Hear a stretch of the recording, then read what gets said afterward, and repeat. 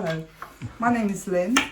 I run a Facebook group dedicated to Dr. William Davis' Supergut book, exploring l.reuteri, gastri and other Sibo related yogurts for gut health. So welcome to my kitchen. My YouTube channel is Lynn's Kitchen, Probiotic Health and More. And in this series, I want to explore making the probiotic yogurts and also other probiotics that can be very useful. Kefir particularly, things like kombucha, sauerkraut and so on, and maybe other things that I cook from time to time. So this is my kitchen, and in today's episode I'd like to talk about the items that I use for making the yogurt. So we'll start off with a standard yogurt maker. I happen to have two of these because each one just makes 8 pots and 36 hours processing. I want to make more than 8, so I have 2. You'll probably recognise this. It's a pretty standard yogurt maker. These are made in China, badged under many different labels and sold through various outlets. I got mine from Amazon. I believe I got them from Amazon Germany actually, because we used to live in Europe. So this is how it works. You have these nice little jars with the lids, and the interior of the yogurt maker will hold water.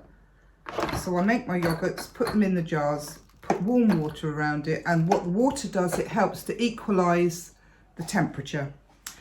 I know that the temperature on this one is very good. I test it with my meter thermometer, which connects to my phone and tells me the temperature. And I also have an instant readout meat thermometer, which is very, very accurate. And I can just put that in there into the water to find out what the current temperature is. I tend not to put it into the yogurt until it's finished fermenting, because I don't want to introduce any unwanted bacteria, but being able to test the water means that I can test the overall temperature.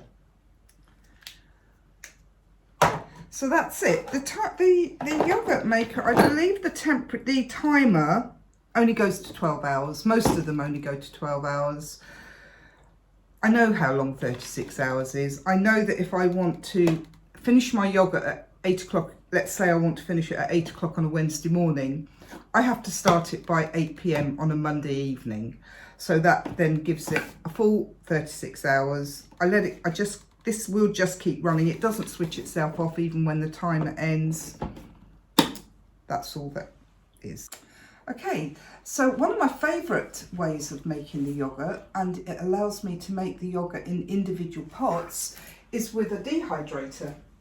This is quite a small dehydrator that I bought secondhand on Facebook, and the dehydrator has different sections, and I can make individual pots. So let me show you more about the dehydrator. So this is my dehydrator. This is made by a company called Lakeland in the UK.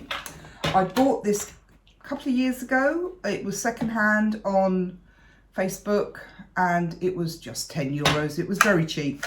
They're more than that to buy new, obviously. I just wanted to try it out for dehydrating. I wasn't that thrilled with dehydrating. It actually works really well for dehydrating sourdough yeast, but I didn't dehydrate fruits with it. It does it very well.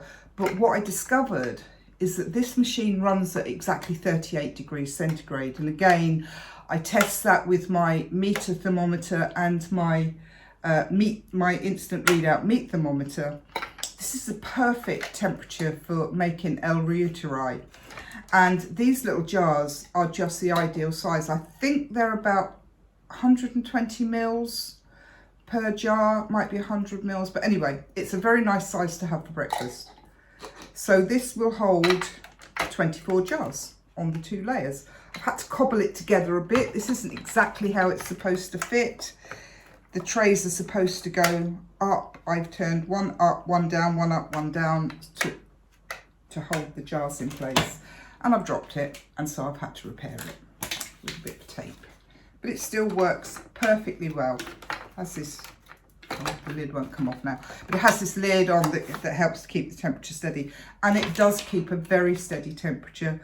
I've never had any actual separation when I've made my yogurt using this machine, so that's worth bearing in mind.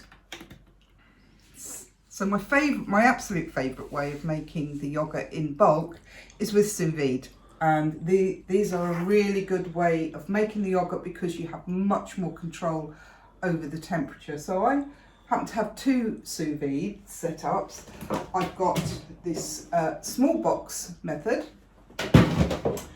and I have the larger box method. Let me talk about the small box method because that's the one I use the most. Okay, so this is my small sous vide setup. Polycarbonate box, you can buy these on Amazon. This also fits very well on a deep stock pan, and if you just want to make 1 or 2 jars, this will hold 3 or 4 jars. These are the type of jars that I use. I've got this one, standard clip top, that will go in there. I've recently bought these, what I like the wide mouth jars. They're much easier for pouring the yogurt into and getting it out again. They're very smart. The only problem is they're quite tall.